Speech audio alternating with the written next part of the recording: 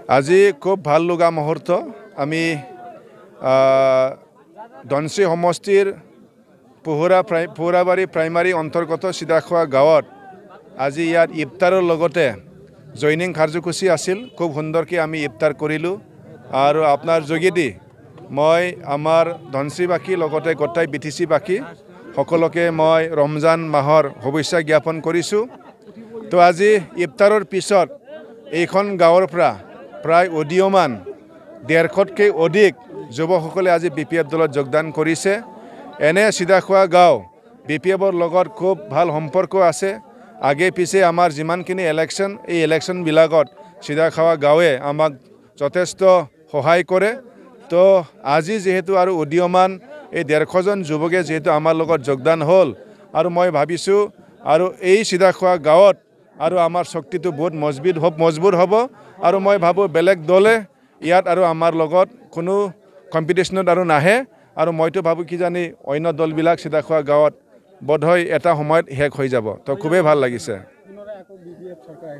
BPF চৰকাৰ অহাটো চিয়'ৰ 100% আৰু এই বিশ্বাসটো ৰাইজৰো আহিছে এতিয়া, যাৰ ফলত ৰাইজ সকলেও দিনে দিনে আমাৰ BPFৰ লগত যোগদান হৈ আছে। যিসকলে যোৱাবাৰ UPPL হওক বা বিভিন্ন দলৰ মিছা কথাত বিশ্বাস কৰি গৈছিল, তেখেতসকলে 4 বছৰ 5 বছৰ যোৱাৰ লগে লগে সঁচা কথাটো বুজি পায় আৰু আমাৰ BPFৰ ৰাইজৰ যিখিনি আস্থা এইটো দেখা পায়। তেনেকুৱা বিভিন্ন দলত থকা ব্যক্তিসকলেও এতিয়া দিনে দিনে আহি BPFৰ দলত যোগদান কৰি আছে। তাৰ কাৰণে আমাৰ 100% বিশ্বাস BPFে এইবাৰ চৰকাৰ গঠন কৰিব। আমাৰ BPF চৰকাৰটো আহিবই লাগে।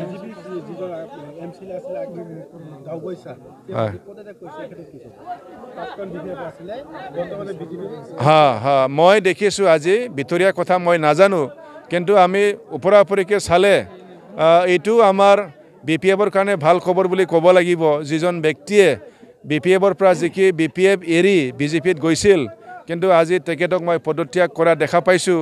কিমান সঁচা কিমান মিছা মই নাজানো, কিন্তু যদি সঁচাকৈ এইটোৱেই হৈছে তেতিয়াহ'লেতো আৰু এইটো আমাৰ কাৰণে বোধহয় ভাল ছিগনেলে। আজি যিটো আমাৰ চিদাখোৱা গাঁৱত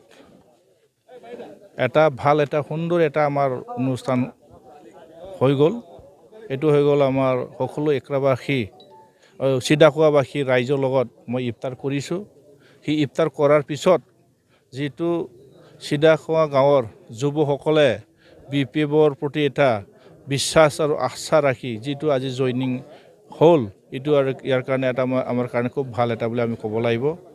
এইটোতে বুজাইছে যে আহি থকা দিনত BPFৰ চৰকাৰ অহাটো নিশ্চিত, কাৰণ অলৰেডি গম পাইছে বৰ্তমান চৰকাৰে যি ধৰণৰ কথা দি কামবিলাক কৰিব পৰা নাই আৰু কথাবিলাক ৰাখিব পৰা নাই, প্ৰতিশ্ৰুতিবিলাক পালন কৰিব পৰা নাই, ইয়াতে বুজাইছে। ইয়াৰ কাৰণে ইয়াতে মই এইটো ক'ব বিচাৰিম যে এতিয়া ৰাইজে তেখেতসকলৰ ওপৰত এটা আস্থা নোহোৱা হৈ আছে।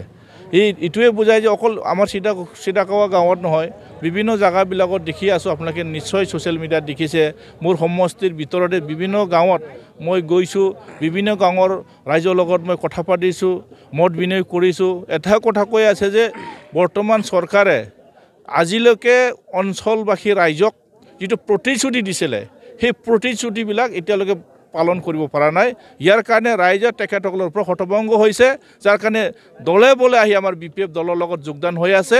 এইটোৱে ইংগিত এটা বুজাইছে আহি থকা নিৰ্বাচন BTC নিৰ্বাচনত ধনশ্ৰী সমষ্টিত পুনৰাই জিতাটো নিশ্চিত হৈ আছে।